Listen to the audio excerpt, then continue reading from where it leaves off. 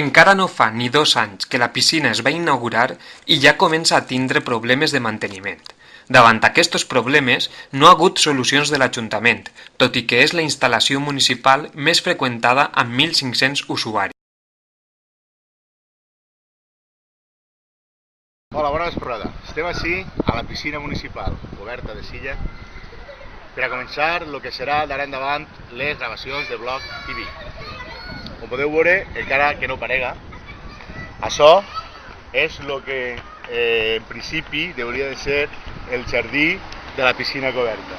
Si veniu en companyia meva, podeu veure l'estat lamentable en el qual el govern socialista té les instal·lacions de la piscina. Només cal veure, mireu les palmeres, aquella d'allà i aquella d'allà, que estan plantades, acabades de plantar i ja mortes. Així tenim un arbre, o el que queda d'un arbre, que ja podem dir que és una vara, i això és el manteniment de... La falta de manteniment està provocant problemes de seguretat i una sèrie de deficiències interiors i exteriors que el mateix govern socialista ha reconegut.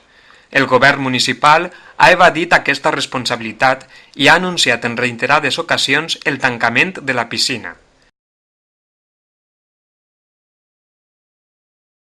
Però la veritat és que pareix ser que el govern socialista té tota la intenció de deixar que la piscina coberta acabe morint, que hi hagi gent que proteste per les males condicions en les que es troba tant els exteriors com l'interior de la piscina i que al final tinguin una coartada per a poder tancar-la.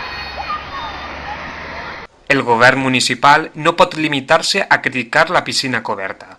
Ha d'actuar i ha de posar solucions perquè Silla no es pot permetre perdre un bé públic com la piscina coberta.